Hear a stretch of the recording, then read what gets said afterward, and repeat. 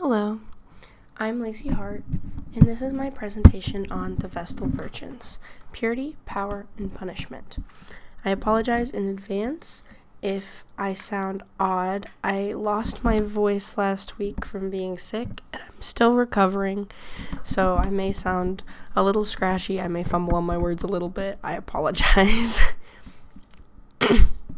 So, there have been many different accounts and perspectives shared on the Vestal Virgins, and through this presentation, I seek to investigate these sources to find out the true nature of what it meant to be a Vestal Virgin.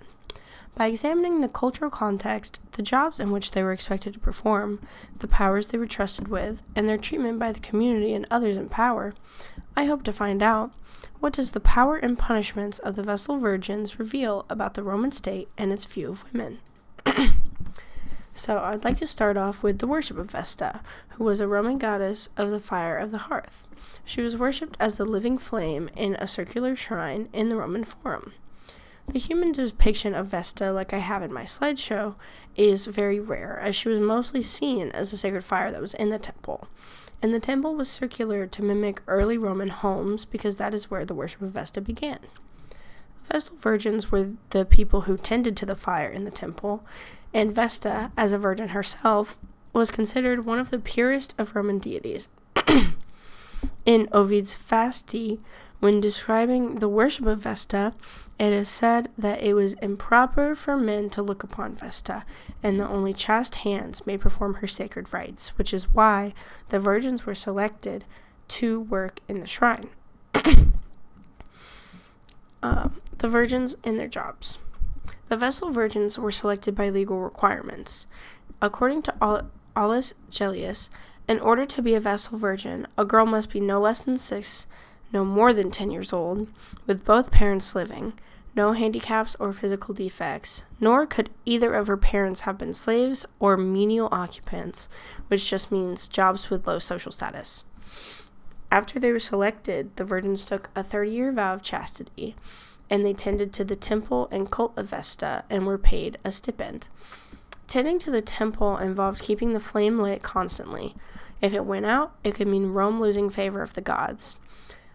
Many people in battle would blame their losses on the extinguishing of the fire or the misdoings of the virgins, and it was hard to prove these wrong, as most of what the virgins did was behind closed doors in the temple. They faced heavy punishment for breaking chastity or misperforming rites and rituals. In Antiquities by Dionysius of Halicarnassus, it is said that punishments for lesser offenses include being whipped with rods, and those who lose their virginity would be buried alive. Being a Vestal Virgin offered significant privileges such as legal independence, high social status, wealth, and public respect, as well as exemption from many of the usual restrictions placed on Roman women, such as being allowed to make their own wills. And it also came with the financial independence that I had mentioned earlier, with being paid a stipend, because most of the women in Rome did not have that privilege. Being a Vestal Virgin also came with strict lifelong control over personal behavior, loss of family connections, as the girls were taken from their families to live and learn in the temple as soon as they were selected to be part of the Vestal Virgins, intense social pressure to perform well, as I had mentioned before, with the flame being so closely tied to how Rome prospered, a mandatory vow of chastity, and the threat of severe punishment, including death, for any perceived failure in duty. Why is this information important? So, the sources I have used so far have been from Ovid, who was a poet, who wrote love poetry, a mythological epic, and then Fasti, which deals with Roman festivals, which is what I have been using information from so far. And then Dionysius of Halicarnassus, who wrote Roman Antiquities, which was a history of Rome's customs. And Aulus Gellius, who wrote Attic Nights, which is a collection of essays that preserve quotations, from earlier authors whose works are otherwise lost. All of these sources have different purposes, but each one of them captures culture and traditions from the time using a unique lens, one of poetry, one of history, and one of compilation. When interpreting ancient sources, it's important to think about the genre, as different genres hold different goals, and things we could see as fact might have been exaggerated for the purpose of entertainment or political persuasion. Roman antiquities was a history, which aimed to explain and document the world at the time, but histories often have political agendas. Vestal aims to entertain and explores myths as opposed to giving a strictly factual account of events. Attic Nights was a collection of knowledge written to simply document, and likely without much of an agenda other than the author's personal bias, which is hard to omit because every author has a bias. We can see the same pattern with the author's purpose. Was this text written to construct a plausible account of real events, or was it written as a tall tale to embellish the ego of a ruler? Was it intentionally biased? In a work like Roman Antiquities, the purpose may be to present Rome as culturally respectable, while Attic Nights simply showcases and preserves interesting material without one central purpose. In Vestal aims to entertain, as previously said. Context can also vastly change how we see a source.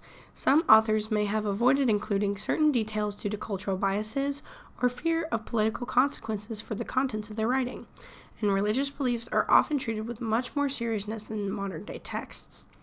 In the context of ancient Rome, social hierarchies were rarely questioned, and moral values were very different, so many of the treatments of Vestal virgins may have not been looked down upon. So, what does this tell us about the state? The Vestal virgins, as described in the sources, were symbols of the state's stability, identity, and control. In Vestal, the sacred fire of Vesta is presented as something essential to Rome, directly linking the virgins to Rome's safety. In the description of their strict rituals and rules, it's shown how much the state had control over religious rules and enforced them, and they enforced them with extreme seriousness. The privileges that came with the job, like independence from male guardianship, also painted a picture of prestige among these who were granted their status by the state, which further emphasized the strength of the state. What does this tell us about women? Women were generally restricted and controlled by laws, but could be granted status and visibility, but only when they served the needs of the state. The documented punishments of the Vestal virgins showed how a woman's sexuality was seen as something that had to be strictly regulated, especially when tied to the state. And even those outside of the Vestal virgins, were regulated through a mix of laws, social expectations, and religious beliefs, such as male guardianship that limited women from being independent and owning property or making legal decisions without oversight. And these were the works that I had cited throughout my presentation. Thank you. I apologize if I mispronounced any of the names in this. I looked them all up before I did my presentation, but sometimes they don't come out right, and it doesn't help that I can't talk correctly right now. Okay, thank you.